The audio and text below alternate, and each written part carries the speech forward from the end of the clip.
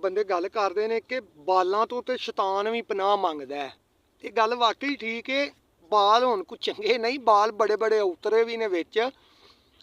ਮਹੱਲੇ ਦੇ ਵਿੱਚ ਬਾਲ ਕ੍ਰਿਕਟ ਖੇਡਦੇ ਸਨ ਨਾ ਪੈ, ਤੇ ਉਹ ਇੱਕ ਨੇ ਸ਼ਾਟ ਮਾਰੀ ਤੇ ਉਹ ਗੇਂਦ ਜਾ ਕੇ ਇੱਕ ਘਰ ਦੇ ਸ਼ੀਸ਼ੇ ਨੂੰ ਵੱਜੀ। ਬਾਰੀ ਦਾ ਸ਼ੀਸ਼ਾ ਸੀ, ਖਿੜਕੀ ਦਾ ਜਨਾਬ, ਕੀ ਸ਼ੀਸ਼ਾ ਟੁੱਟ ਗਿਆ।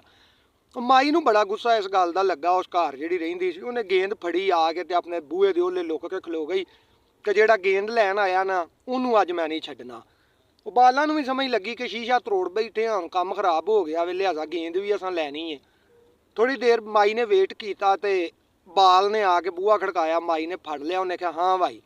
ਬਾਲ ਨੇ ਆਖਿਆ ਉਹ ਅੱਬਾ ਮੇਰਾ ਸ਼ੀਸ਼ਾ ਲਾਣ ਆਉਂਦਾ ਵੇ ਪਿਆ ਤੁਹਾਡਾ, ਤੇ ਸਾਡੀ ਗੇਂਦ ਦੇ ਦਿਓ।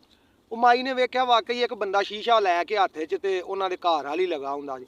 ਉਹ ਬੰਦਾ ਅੰਦਰ ਵੜਿਆ, ਮਾਈ ਨੇ ਉਹਨੂੰ ਗੇਂਦ ਦੇ ਦਿੱਤੀ। ਉਹ ਬਾਲ ਗੇਂਦ ਲੈ ਕੇ ਟੁਰ ਗਿਆ। ਉਹ ਬੰਦੇ ਨੇ ਸ਼ੀਸ਼ਾ ਲਾਇਆ, ਲਾ ਕੇ ਮਾਈ ਨੂੰ ਨੇ ਕਿਹਾ ਲਿਆਓ ਜੀ 2000 ਰੁਪਈਆ। ਮਾਈ ਨੇ ਆਖਿਆ 2000 ਰੁਪਈਆ ਕਾਹਦਾ, ਤੂੰ ਉਹਦਾ ਅੱਬਾ ਨਹੀਂ? ਉਹਨੇ ਕਿਹਾ ਜੀ ਨਹੀਂ, ਮੈਂ ਉਹਦਾ ਅੱਬਾ ਨਹੀਂ, ਮੈਨੂੰ ਤੇ ਉਹ ਦੁਕਾਨ ਮੇਰੀ ਤੋਂ ਲੈ ਕੇ ਆਇਆ ਕਿ ਮੇਰੀ ਅੰਮਾ ਪਈ ਆਂਦੀ ਹੈ ਕਿ ਸਾਡੀ ਖਿੜਕੀ ਦਾ ਸ਼ੀਸ਼ਾ ਟੁੱਟਿਆ ਤੇ ਉਹ ਸ਼ੀਸ਼ਾ ਲਾ ਦੇ ਆ ਕੇ।